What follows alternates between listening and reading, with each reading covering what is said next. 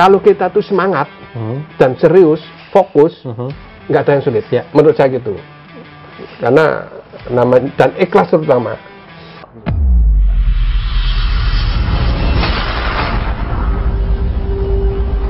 Halo Sobat Gan, salam pembinaan.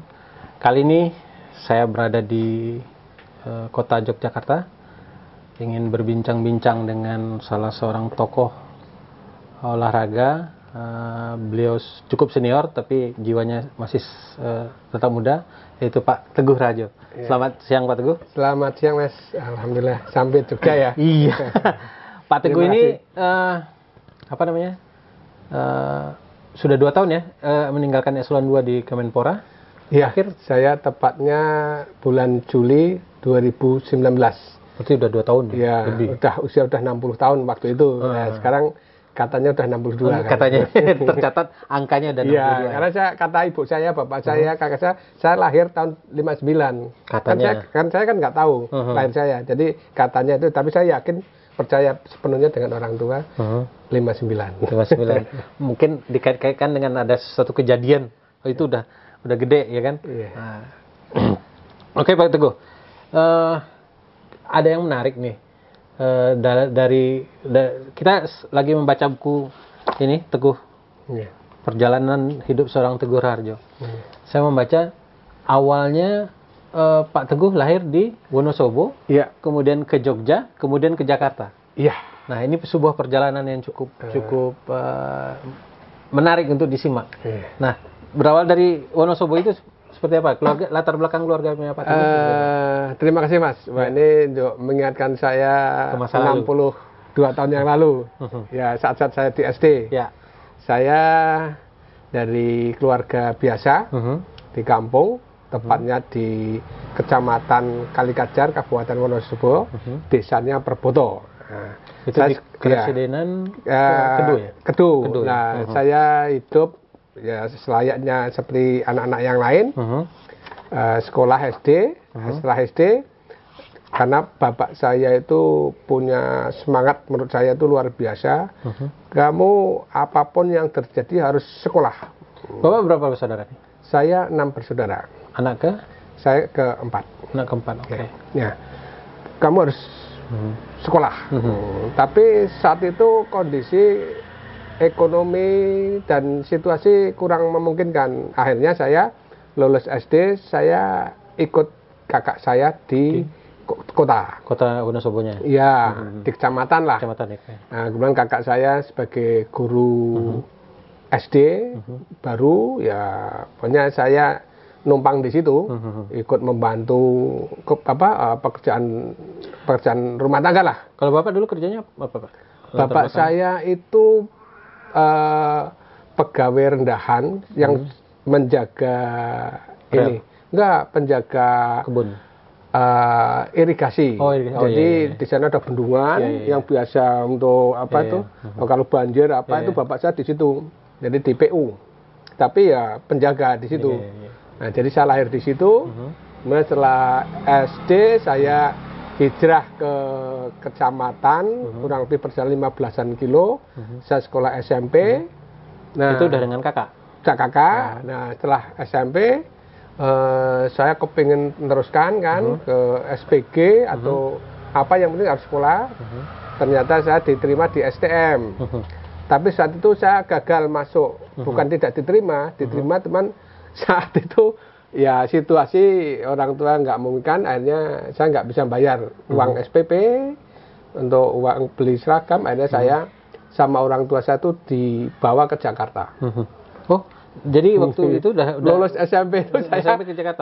Lulus SMP itu saya sudah merantau di Jakarta, tepatnya tahun 77. Saya di Komplek Perguruan Tinggi Ilmu Kepolisian, PTIK. PTIK. Saya itu Bapak waktu itu Bapak kan berhenti dari sekolah. Bukan, bapaknya Pak Teguh kan berhenti kerja. Pernah berhenti kerja dari yang itu? Iya, udah. Tapi kan ya namanya penjaga itu kan kondisi untuk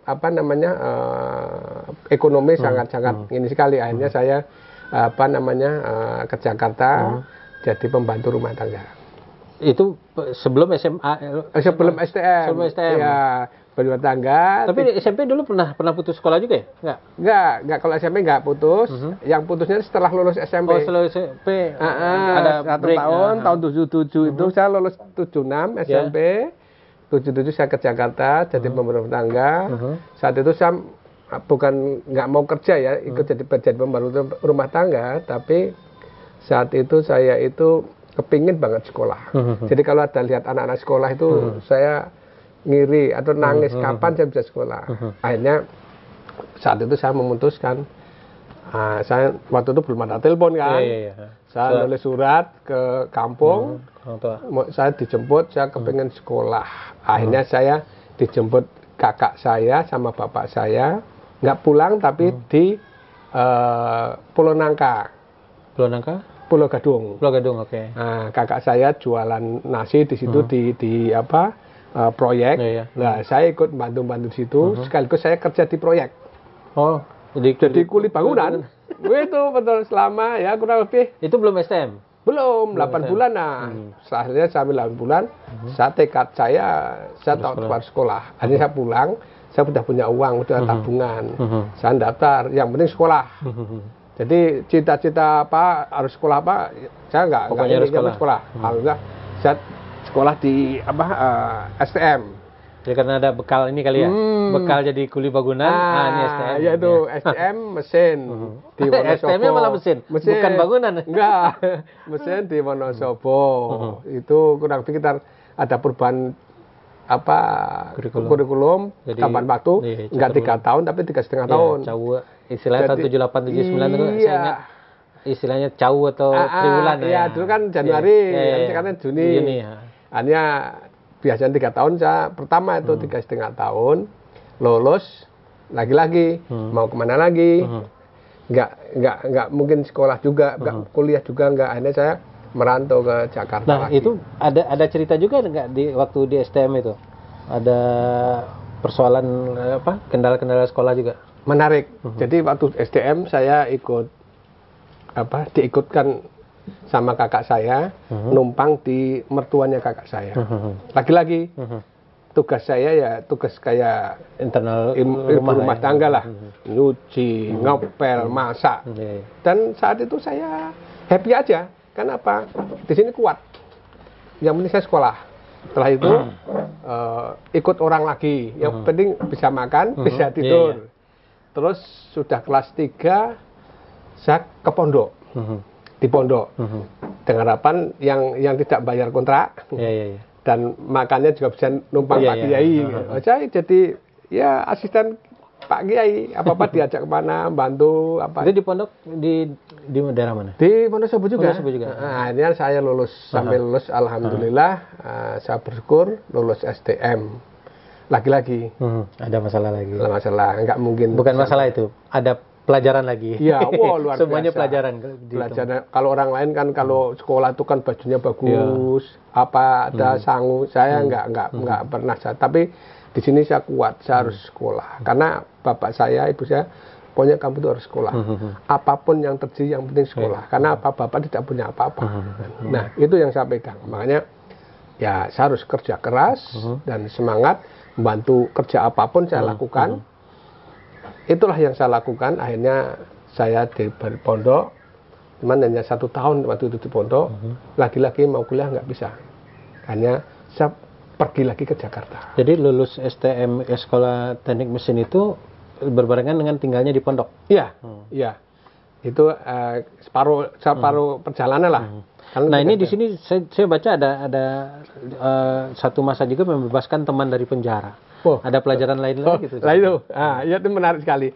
Jadi saya waktu di STM itu nggak tahu ya, saya biasa bergaul dan organisasi. Saya ikut PII waktu itu, yang penting ngaji.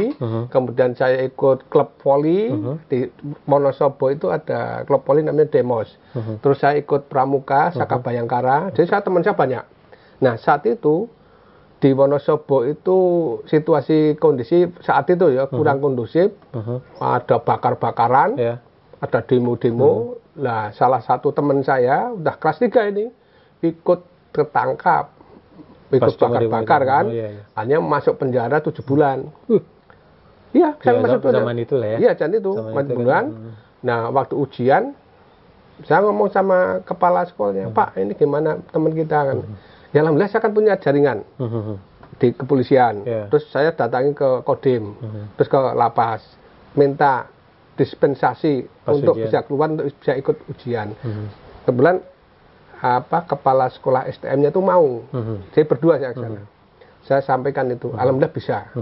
Nah, setelah sekian tahun, 20-an tahun itu kemarin baru ketemu dia. Dia ingat, padahal saya udah nggak ingat lagi. Wah, sekarang udah kayak saudara itu. Wah, dulu kalau saya nggak ikut ujian, ceritanya mungkin lain. Jadi memang saya kalau ada kesempatan untuk bisa berbuat sesuatu untuk teman, untuk siapapun, saya dengan ikhlas. Karena saya juga bisa seperti ini juga karena dari mereka juga kan itu. Dan itu pun sebenarnya kan adalah sebuah pembelajaran yang kita nggak tahu nanti ada cerita lain yang akan berkaitan dengan itu. Betul. Nah, ada satu saya ingat banget waktu SMP. Sama SMP saya kan ikut kakak saya itu kan ya. Ini tadi STM ya. SMP itu saya ikut kakak saya itu jadi guru baru gajinya juga minim. Maaf makannya juga pas-pasan dan nggak punya pembantu kan. Jadi nyuci pakaian, bersih-bersih, nyuci bajunya anak-anaknya itu saya. Dan kalau pagi itu saya nyuci. Nah, ini kenangan yang indah ini. SMP itu kan kalau saya merasa itu melihat cewek itu kan gereng gitu kan ya. Ada perasaan juga. Kalau semua orang kayak gitu. Tapi saya kan malu-malu kan itu. Nah, kalau pagi saya nyuci, saya nyuci beras itu kan di sungai, belum ada kayak sekarang kan. Nyuci pakaian dan sebagainya itu saya campur dengan ibu-ibu, juga dengan mbak-mbak tuh. Nah, ada salah satu mbak-mbak yang cantik, dia tuh memperhatikan saya banget, sering bantu saya. Kayaknya dia tuh seneng sama saya, tapi saya waktu itu kan malu-malu gimana kan. Nah, itu menarik ternyata. Oh, jadi namanya orang-orang seneng itu kayak gitu kan. Nah, tapi waktu itu nggak sampai ini, cuman ada kenangan yang indah saat itu. Saya senang tapi saya nggak bisa mengungkapkan. Intinya gitu. Kayak orang bisu pingin ngomong tapi nggak bisa kan. Dia kayaknya juga senang kayaknya. Gitu. Tapi kan saat itu saya masih SMP. Masih kecil. Masih polos banget kan. Oke, berarti setelah STM di Wonosobo? Iya, di Wonosobo. Habis itu, setelah itu? Setelah STM, saya lagi-lagi waktu itu sama, nggak mungkin bisa kuliah. Saya lari ke Jakarta. Jakarta lagi. Nah, ini ada kenangan yang menarik. Saat itu saya sudah punya teman, ya katalah tetangga kos saya. Waktu di Wonosobo, saya kan kos itu dia SMA, saya STM. Nah, kalau pas mau berangkat ke sekolah tuh, saya sekolah kan sore, dia pagi, sering ketemu. Nah, dia keluarga kiai lah. Nah, ternyata mereka itu ada hati dengan saya. Saya juga ada hati. Akhirnya kita kenal kan. Nah, begitu lulus SMA, saya lulus STM, saya dikasih surat oleh mereka. Coba kalau nggak bisa sekolah, kuliah, nemui kakak saya di Jakarta. Saya bawa itu surat itu. Saya belum kenal sama kakaknya itu. Tak cari sampai 3 hari di sana. Di kantor di Hotel Sari Pacific Tamrin, saya ingat banget. Sekitar tahun berapa itu? Itu tahun 80. Tahun 81. 81 ya. 81. Itu masih bisnis merantama itu. Nah, saya uangnya pas-pasan. Akhirnya saya tidur numpang di pos polisi, nunggu itu sampai 3 hari karena dia cuti ternyata. Tapi saya orangnya kan dikasih fotonya lamat-lamat, belum kenal. Saya tanyain ke resepsionis, oh libur, besok masuknya. Tenang, saya tunggu pas absennya. 3 hari 3 malam di situ. Nah, ini baru tak panggil, namanya kan Ahmad Yazid. Nah, itu kakaknya pacar saya, lah sekarang istri saya. Oh, gitu. Oh, ceritanya gitu. Itu menarik itu. Di situ cerita. Jadi saya ke Jakarta itu dulu atas restu dia, waktu itu masih jadi pacar. Dan dibawain surat sakti itu, ini saya dibawa kakak dia numpang di situ. Tapi saya terus cari Jadi calon kakak ipar nih ceritanya. Iya. Saya juga nggak tahu kok, nggak malu saya gitu. Tapi itulah perjuangan kan. Itu udah jalannya, udah ada garisannya. Skenario-nya Tapi kayak gitu. kebetulan kan kakak dia itu usianya kan sama, usianya sama, kelahiran 59 juga. Jadi enak dan orangnya sangat baik banget. Akhirnya saya tidur di tempat mereka, sering diskusi, dan akhirnya saya juga cari-cari kerja. Saya kerja jadi kuli bangunan. Pas puasa itu di saya ingat banget waktu membangun di Blok M dekat itu di Pertamina, rumah sakit Pertamina, itu lagi membangun. Itu saya ikut nekuk besi itu, lulus STM dengan semangatnya kan, dapat surat dari ada sama aja beli kerja di Jakarta. Tapi lagi-lagi saya tetap di sini kapan saya bisa ada kesempatan kuliah. Itu 81. Motivasi tetap ada. Iya, tetap ada. Hanya sampai 82, 83, sampai 82 saya pulang. Lagi-lagi pulang ke Wonosobo, kan saya waktu kepengen kuliah, mau ke Wonosobo, mau ke Jakarta lagi masih ini. Akhirnya apa? Saya ikut ngenek angkutan. Di terminal Wonosobo? Iya, terminal Wonosobo, jurusan Wonosobo Dieng. Itu hampir 2, 3, 4 bulan lah. Jadi orang terminal. Terus kan belum kuliah apa, terus jadi kuli bangunan juga. Nah ini luar biasa. Jadi kuli bangunan di Purbolinggo, saya dapat informasi dari teman suruh nyusul ke sana ke Purbolinggo. Di sana teman saya jadi orang penting lah, teman pramuka kan. Saya ke sana ternyata lagi-lagi ujian masih tetap. Teman saya tuh pas pulang ke Wonosobo dan saya sangunya pas-pasan. Udah. Dan waktu itu nggak ada handphone. Nggak ada. Pulang juga ke tempat siapa kan itu. Akhirnya apa? Saya daftar jadi kuli bangunan, ikut mandor, ikut tukang. Ngaduk itu, kita seminggu lebih lah. Nunggu dia balik lagi? Iya, akhirnya teman saya pulang. Ya udah, saya disuruh-suruh sama tukang, itu kuli itu. Tapi saya bilang, saya bukan siapa-siapa, saya orang mau kerjaan, saya pakai ini compang-camping itu. Nah, terus saya bisa diterima di situ sampai 1 minggu lebih. Setelah itu baru teman saya datang, ketemu sama saya pakai, ingat banget saya pakai topi ini loh, bekas semen itu, tak beduk-beduk, ini blopot-blopot, pokoknya, tapi kayaknya untuk kelihatan gantengnya masih kelihatan kalau ketawa kan itu. Tapi zaman kalau sekarang kan nggak ada yang tahu tuh bikin topi dari kayak kapal-kapal dari bungkusnya semen. Nah itu saya sekarang udah pakai helm proyek ini segala macam. Nah setelah teman saya pulang, biasa saya dimarahi sama disuruh-suruh lah. Nah suatu saat teman saya datang pulang ke situ ketemu sama saya, terus akhirnya saya pamit sama yang ini mandornya, mau izin saya besok tidak masuk hari Senin karena saya mau ada kerjaan yang lain. Dimarah-marahi, loh, ini kulinya tuh kurang kok malah ngenun. Tapi saya juga tetap ini, saya terima kasih sudah dibantu dan kerja. Nah, begitu Senin saya masuk, itu yang tukang mandor tuh gini-gini. Kenapa? Saya dipercaya bagian gudang di proyek sama. Padahal bagian gudang itu kan orang yang punya kewenangan untuk mengeluarkan semen berapa, bon berapa. Itu orang mandor apa kan ini banget kan itu. Nah begitu saya di situ, saya kan pakaiannya rapi, ya aslinya lah kan itu, kelihatan ganteng kan itu. Ini yang namanya roda berputar ya. Wah itu namanya sama tukang sama mandor termasuk juga kuli-kuli itu. Pak Teguh itu siapa? Loh saya bukan siapa-siapa. Kemarin jadi kuli. Ya, alhamdulillah itu sampai proyek selesai sekitar 1 tahun lebih lah. Hanya 83 selesai kan. Proyek apa itu pembangunan bulog. Bulog ya. Di Kalimanah Purbolinggo. Hanya selesai dan di situ saya alhamdulillah diperankan di samping penjaga gudang juga diperankan untuk membangun komunikasi dengan direksi-direksi.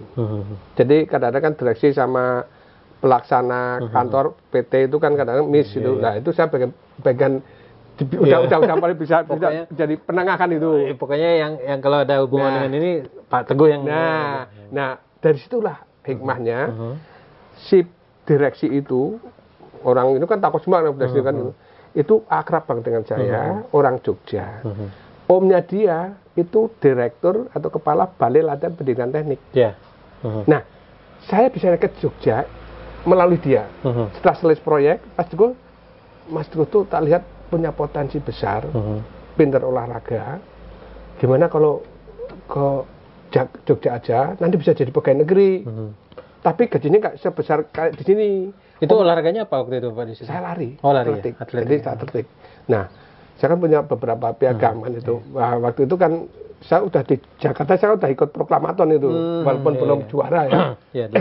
Akhirnya proklamaton itu pas 17 Agustusan. Ya, akhirnya dari sana itu saya dapat surat suruh menemui direktur BLPT di Jogja. Iya, yang saya sampai 25 tahun di situ. Yang dulu saya dari mulai cleaning service sampai jadi kepalanya. Ya, dari terus akhirnya dapat beasiswa, kuliah, terus akhirnya jadi guru di situ. Wah, luar biasa saya bahagianya, bapak saya bahagia, ibu saya bahagia, dan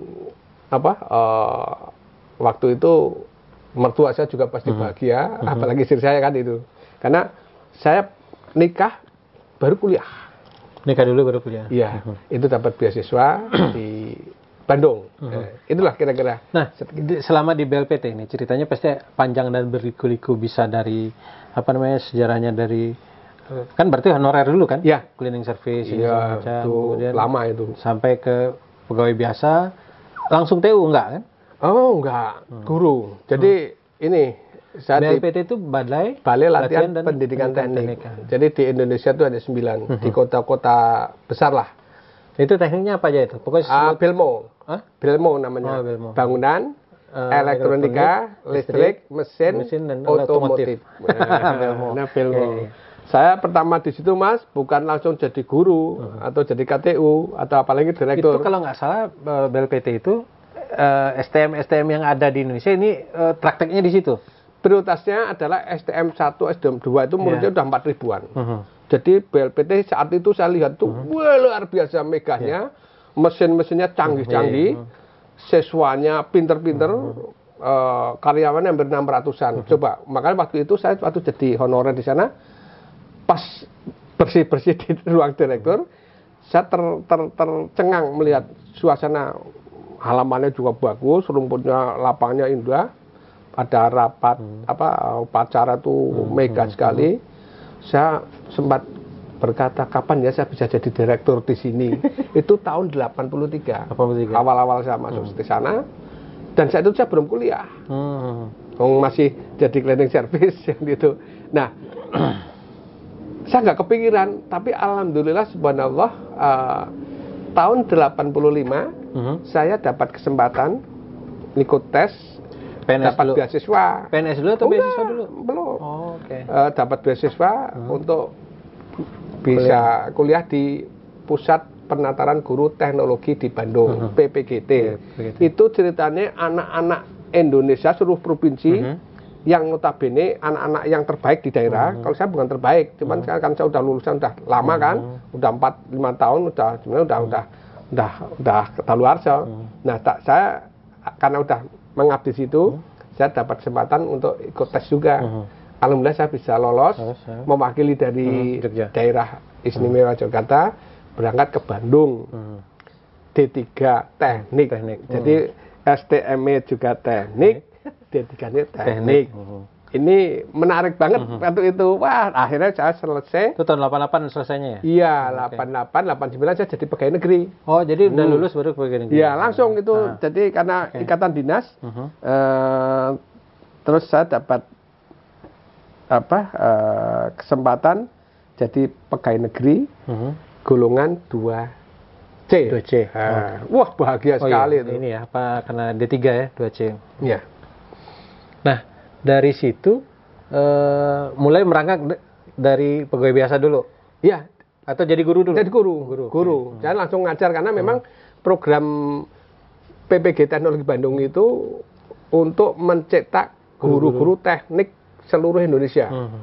Salah satunya di Yogyakarta. Lah begitu lulus sana, kontraknya memang saya harus jadi guru. Nah saya ngajar. Dan saya udah salah laksanakan ngajar saya 15 tahun jadi guru.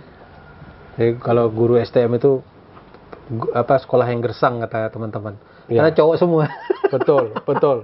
Cowok, bukan semua ya. 98% lah. Ya, cowok semua. Ya. Nah itu saya jadi guru, tapi saat saya begitu pertama mengajar saya berpikir lihat situasi lingkungan gini, saya melihat senior saya sampai tua, saya berpikir masa saya selamanya mau jadi guru, waktu itu gitu. Nah, makanya saya tipe orang yang mencari tantangan baru kan itu. Akhirnya saya kuliah lagi. Setelah jadi guru, saya kuliah lagi, tapi nggak di teknik, tapi di sejarah. Nah, kenapa sudah dari teknik nih, STM teknik, kemudian ini D3-nya teknik, kemudian ke S1-nya kenapa sejarah, kenapa nggak dilanjutkan bidang teknik lagi? Nah, gini, jadi itu ada dasarnya. Jadi yang pertama saya kan dari dulu nggak punya mimpi-mimpi yang top-top itu enggak. Saat itu saya berpikir bukan kok sombong ya. Saya alhamdulillah dikirim ke Jogja, ke Bandung saya kirim sini lagi dengan nilai yang bagus. Dan saya diberi kepercayaan untuk mengajar dan sudah saya laksanakan. Dan bahkan saya sempat juga diminta untuk ngajar di UGM. Padahal D3 kan D3, itu. Ya. Nah, saat itu saya kalau meneruskan ke S1-nya ke teknik, saat itu saya berpikir bukan kok sombong, saya mau nyari apa kan itu. Karena apa? Saya nggak berpikir nanti jadi dosen, nanti jadi bos apa tuh nggak kepikiran itu. Saya udah jadi pegawai negeri itu udah alhamdulillah sekali. Saya hanya ingin bagaimana saya jadi guru atau jadi pegawai tapi bisa optimal, bisa memberikan yang terbaik. Itu aja yang terkilas di sini. Nah, ternyata saat itu saya kemudian ada teman banyak pada ngetawain sama sejarah. Kok sejarah? Loh, ya, sampai ke direktur saya tuh Pak Teguh, kalau saya jadi sejarah nggak bakalan kamu tuh bisa jadi kepala BLPT atau direktur BLPT. Ya nggak apa-apa, orang saya itu nggak berorientasi itu. Yang penting saya coba cari ilmu yang beda. Karena buat saya untuk ngajar di STM saat itu loh ya, itu udah lebih dari cukup kan itu untuk mengajar itu. Bahkan kadang-kadang saya membimbing yang anak-anak S1 juga kan itu. Nah, ini saya sejarah. Dan alhamdulillah sejarah itu ngambilnya di sini Jogja juga. Ikip. Waktu itu masih saya selesaikan belum ini ya. 3 tahun selesai itu tahun 2002 kalau nggak salah ya. Oh, 2002 berarti udah IKIP PGRI ya? Iya, IKIP PGRI. Nah, setelah IKIP PGRI sejarah, saya punya cerita menarik juga. Teman saya punya sahabat namanya Pak Musti Malkarimi, kepala Jasa Harja di Jogja waktu itu. Ketemu, Mbok, kamu kuliah lagi aja. Kita lihat kamu tuh punya potensi. Dan sahabat lama kan.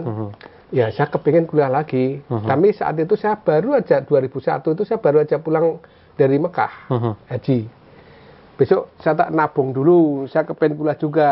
Nah, akhirnya mau kuliah di UGM atau di mana, dia mau membayari. Oh, gitu. Udah, biayanya dari saya yang bayari kan. S2-nya iya, UGM. betul. Saya di free dari mereka sepenuhnya, saya dikasih 40 juta saat itu. Itu masih di BLPT? Iya, masih di BLPT.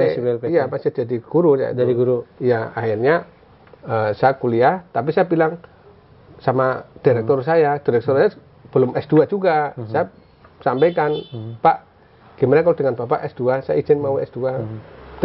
Kepala saya setuju saya S2. Dia juga ikut. Kalau sama Bapak gimana?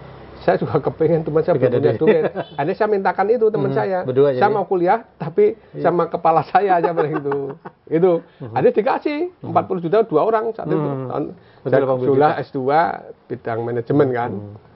SDM kuliah. Nah, saya bilang dengan kepala saya kan seusia kan. Pak, itu ada 5 kepala seksi itu diajak kuliah. Kalau dia ekonominya kan mapan dibanding saya. Kuliah bareng sore, pokoknya 1 minggu 4 kali. Saya merasakan yang ketinggalan bodoh itu saya di antaranya. Ini orang top semua kan. Tapi saat itu saya bilang lagi, saya janji nanti yang duluan selesai saya. Gitu. Oh, itu cuma cemplung itu. Tapi lagi-lagi. Dan itu doa ya. Ya, ternyata ucapan itu ternyata doa. Tapi betul entah gimana, walaupun saya nggak pintar seperti teman-teman saya, teman saya ada yang selesai 2,5 tahun, ada yang 3 tahun, ada yang 4 tahun, ada yang nggak selesai. Saya 1 tahun 8 bulan tepat saya selesai. S2. Berarti beasiswa ini cukup efektif ya? Ya, karena itu tadi satu, saya ini udah dipercaya sama orang, udah dibiayai, masa nggak serius sih kan itu.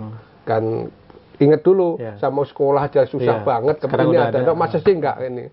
Mas sekarang heran, ada anak-anak sekarang orang tuanya ada, sekolah kok nggak fight, itu kan sayang banget itu. Saya ingat itu, makanya saya, nah ternyata konsepnya ada strateginya biar cepat selesai itu. Kalau teori mungkin semua hampir sama lah ya kan. Bangunan komunikasi dengan pembimbing. Awal-awal saya langsung terus terang sama pembimbing, profesor kan, Prof, saya itu latar belakangnya teknik. Jadi kalau masa menulis, jujur saya itu kurang pinter, tolong dibimbing. Nah, kan itu. Satu menghadap guru ya guru. Oh iya, jadi kan komunikasinya. Yang kedua, Prof, saya udah punya target. Tahun ini saya harus selesai. Karena saya punya konsep, punya program yang lain. Jadi tolong mohon dibantu, dibimbing. Kalau memang harus salah, yang benar seperti apa? Ibaratkan kayak gitu. Yang ketiga, saya siap untuk konsultasi kapanpun, mau malam, mau pagi, siang, sore. Tahun 2005 kalau itu 2005. Itu udah ada handphone lah ya. Iya. Saya siap. Nah, ternyata dia oke, Pak Teguh, saya bantu kalau mau konsultasi jam 7 di rumah sebelum saya berangkat ngajar ke kantor. Oh, siap. Jam 6:30, jam 6 saya udah di sana nongkrong. Jadi lama-lama saya kan risih kan. Ayo. Wah, teman saya begitu saya selesai. Wah. Ini pengalaman sebenarnya. Artinya apa? Kalau kita tuh semangat dan serius, fokus, nggak ada yang sulit. Menurut saya gitu. Karena dan ikhlas terutama. Tapi kalau kuliah aja setengah hati, nah, alhamdulillah saya bersyukur ada kesempatan bisa kuliah sehingga bisa S2. Iya, S2 paling tidak akan hanya entah gimana kayaknya peluang tuh semakin terbuka. Ada imbalannya lah dari kerja keras selama ini. Iya. Oke, Sobat Gan sekalian, ini bincang kita dari awal kelahiran Pak Teguh di Wonosobo sampai beliau lulus S2. Nah, setelah ini kita akan lanjutkan bagaimana Pak Teguh bisa mencapai jadi kepala BLPT, kemudian kepala pusat pemuda dan olahraga, dan sampai jadi asisten deputi di Kemenpora setelah yang satu ini. Salam olahraga.